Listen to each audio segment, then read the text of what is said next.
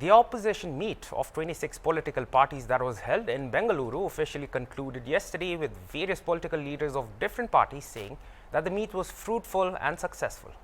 But the star of the opposition meet was the change of the alliance name from United Progressive Alliance or UPA to the Indian National Developmental Inclusive Alliance or N.D.I.A. Congress leader Rahul Gandhi, while addressing the meet, said there is a rising unemployment and concentration of wealth, and that's why we are fighting, he added. The real fight is not between opposition party versus BJP, but the voice of the country is being suppressed. So the fight is to save the voice of the country. That's why the name India was chosen for the alliance. And now it's India versus BJP and it's India versus Modi. यह हमारी दूसरी बैठक है और बहुत productive काम हुआ आज, बहुत स्मूथली काम हुआ। लड़ाई बीजेपी की विचारधारा, उनकी सोच के खिलाफ है। वो देश पर आक्रमण कर रहे हैं, बेरोजगारी फैल रही है, देश का पूरा धन चुने हुए लोगों के हाथ में जा रहा है। और इसलिए जब हम डिस्कशन कर रहे थे, हमने अपने आप से सवाल पूछा, लड़ाई किसके बीच में है? यह लड़ाई ऑपोजिशन और बीजेपी के बीच में लड़ाई नहीं है। देश की आवाज को दबाया और कुचला जा रहा है। ये देश की आवाज के लिए लड़ाई है और इसीलिए यह नाम चुना गया, Indian national developmental inclusive alliance, मतलब इंडिया। लड़ाई एनडीए और इंडिया के बीच में है, नरेंद्र मोदी जी और इंडिया के बीच में है, उनकी विचारधारा और इंडिया के बीच में है। On the other hand, the BJP-led NDA, too, in a show of strength, called their 38 political allies for a meet in Delhi. Speaking at the meet, Prime Minister Narendra Modi came down heavily on the new I.N.D.I.A, saying, for their political interests, these people can come close but cannot come together. 2024 elections are not far, and the people of the country have made up their minds to give a chance to the NDA for the third time, said the Prime Minister. अपने राजनीतिक स्वार्थ के लिए ये लोग पास तो आ सकते हैं, लेकिन साथ नहीं आ सकते। इन्हें अपने कार्यकर्ताओं की भी परवाह नहीं है। ये अपने कार्यकर्ताओं से उम्मीद करते हैं कि जीवन भर जिसका विरोध किया उसका अचानक सत्कार करने लगे। अब ऐसे में इन दलों का कार्यकर्ता खुद भ्रमित है कि करे तो क्या करे। मैं तो आज ये भी कहूंगा कि जो लोग आज मोदी को कोसने के लिए इतना समय लगा रहे हैं, अच्छा होता वो देश के लिए सोचने में, गरीब के लिए सोचने में अपना समय लगाते। हम उनके लिए सिर्फ प्रार्थना ही कर सकते हैं। साथियों, 24 का चुनाव बहुत दूर नहीं है। देश के लोग मन बना चुके हैं कि तीसरी बार फिर एनडीए को ही अवसर देना है। And now to talk about this latest development, political development between I.N.D.I.A versus N.D.A, we have our associate editor Anguli, and we'll be speaking more on the wordplay and also what could result when so many political parties are meeting and forming new alliances. One has a goal to beat BJP and Narendra Modi, while one has the goal saying that these people are not interested in governance. So, sir, first of all, let us get into the star of the opposition meet, which is the new alliance name. In short form, it's India, but if you break it, it's Indian National Developmental Inclusive Alliance. I mean, sir, let's talk about the wordplay. If you look at 2014, ever since the BJP has come into power, Prime Minister Narendra Modi has been a master in his lexicon in the way he gives schemes name. I mean, let's take a few. You have the Udan scheme, the Ude Desh Ka Aam Nagrik scheme. You've got the Setu scheme, you've got the TOP scheme, and for the Northeast, you've got a very divine scheme called PM Divine, which actually also means Prime Minister Development Initiative for the Northeastern region. And now the Congress has come out with its own wordplay called I.N.D.I.A for its alliance. So, sir, was this a masterstroke of the Congress, and do you think that the Congress learned well from Prime Minister Narendra Modi and the Bharatiya Janata Party? Yeah, so much for wordplay. And for me, I was expecting something in the nature of Indian National Democratic Front, or maybe United Opposition of India, something in that nature. But I do not believe that any one of us really expected that the name of the new opposition would be in the nature of the name of our very country. And I think it is very interesting because, like you said, the whole wordplay and the psychology that the parties wants to portray, especially their ideologies, are often reflected in the names they pick, which is very obvious.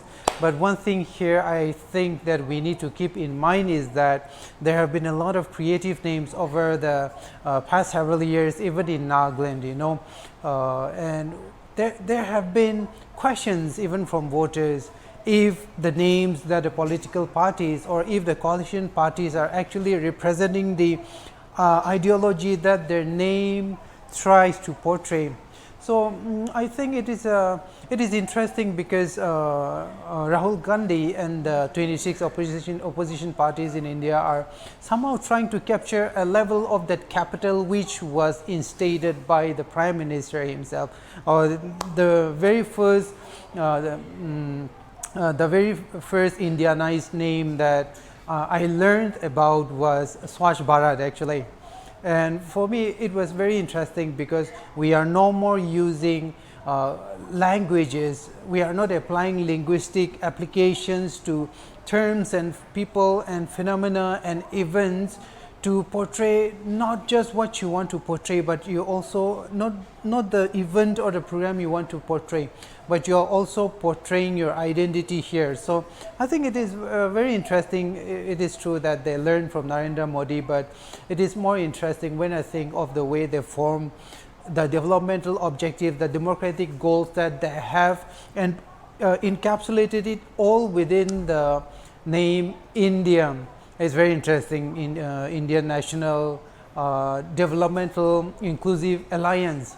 I thought initially it might be democratic, but when I read through the newspapers, it says developmental. So it speaks a lot about the changing political climate of India, KV. I think over the past about 15 years, the discourse of the opposition parties have been centered mainly on how there have been a host of violation of fundamental rights of the people, a violation of religious freedom of the people. We have cultural conflicts and we have tribal conflicts. So when you take into account all these situations over the past about 15 years, you would expect the opposition parties to try to capture a message that tells the NDA government at the center that we are here to establish the values of the foundations of the founding fathers of India. But interestingly, they put in development. So I think, I'm not saying the whole movement, the whole political movement of the Indian political parties are moving away from the religious and non-secular objectives, and they are moving towards the developmental well-being of the country. I'm not saying that, but I think it is a political ploy to use development because that is something Indians across the country, they remember and they put their name on it when elections come. Okay. Another facet to actually these names, ever since 2014, ever since the BJP came into power, we have seen the effect of how social media has been used extensively in their political campaigns. Right. Now, in today's world, you've got, if you have good captions, you get good views. Today, Right. if you have good slug lines, you get good views, and if Right. you put good hashtags, you get good views. So do you think that today, naming your party, naming your goal, naming your principal perspective, you got to think about how it can be placed in social media too, sir?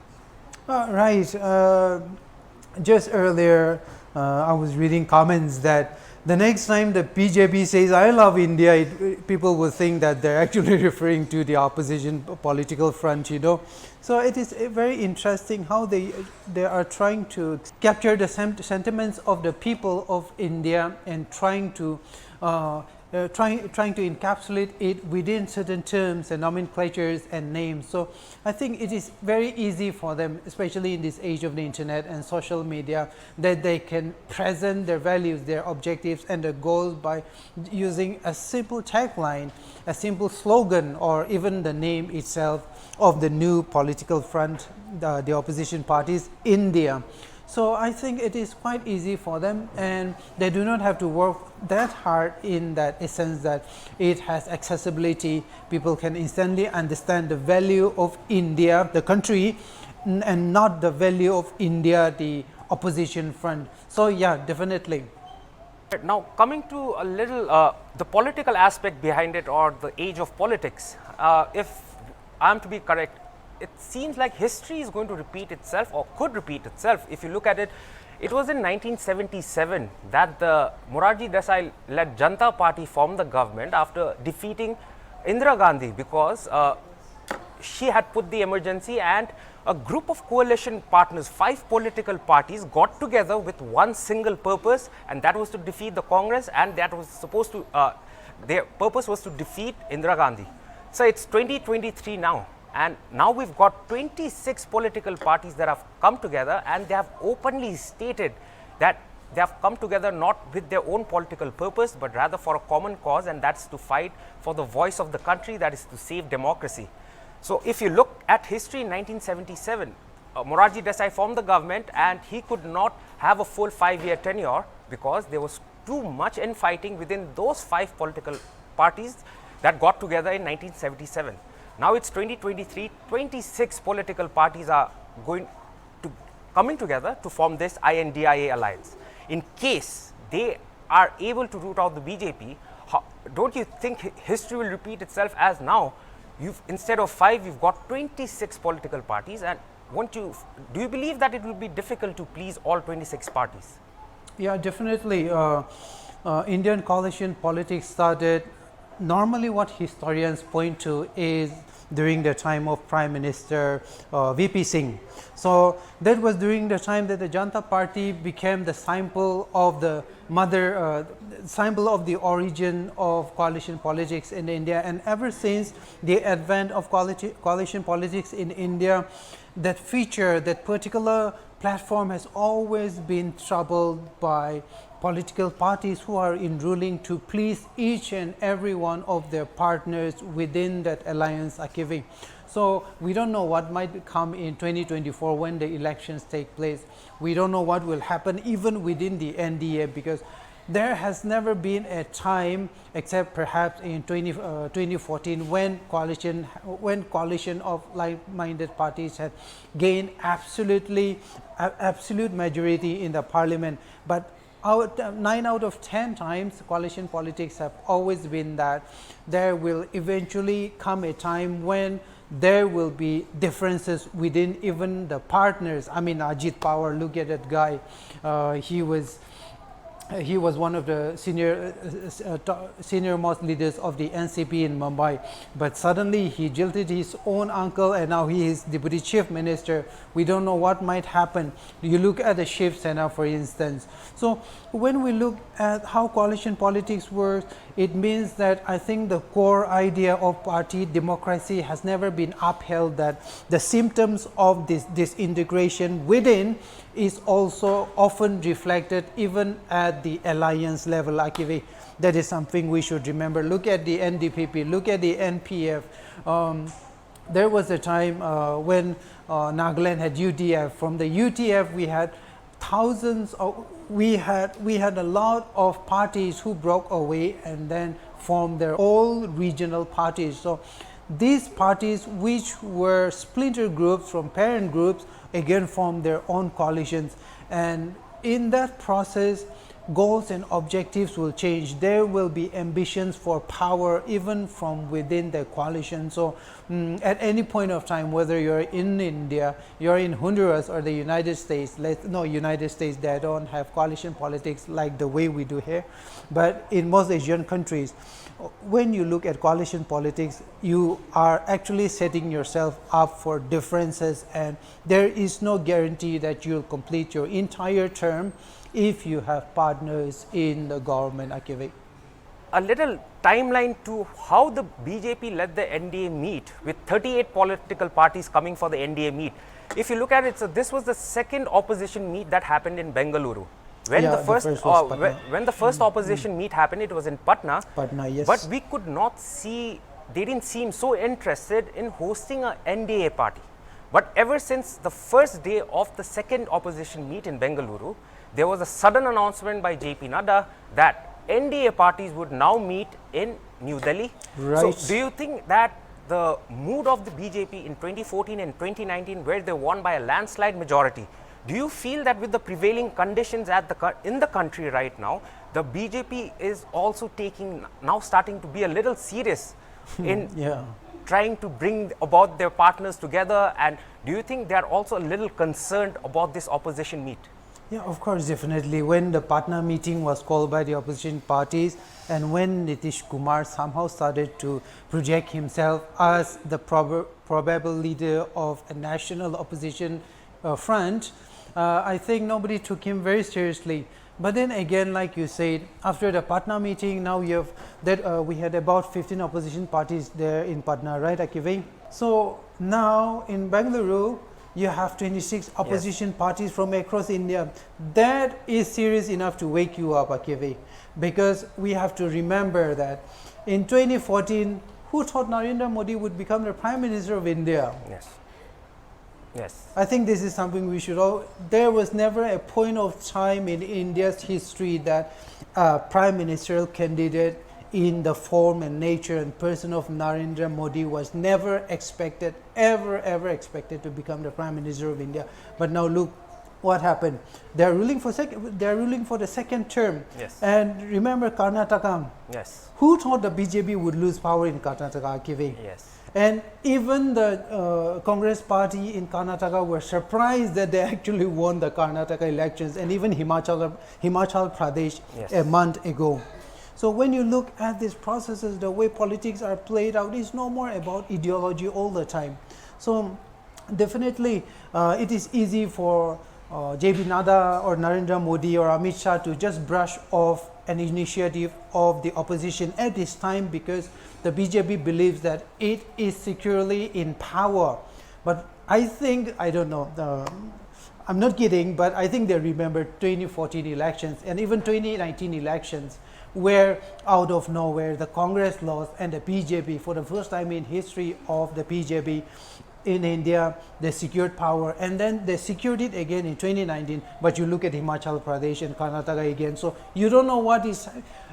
Initially you might be a little skeptical, Akive, but when the momentum continues to gather steam, that's when you are going to take it very seriously. And I think the NDA is taking the opposition parties' initiative very seriously, because even the NDA itself is now calling its partners and discussing how to go about the 2024 elections. Akive?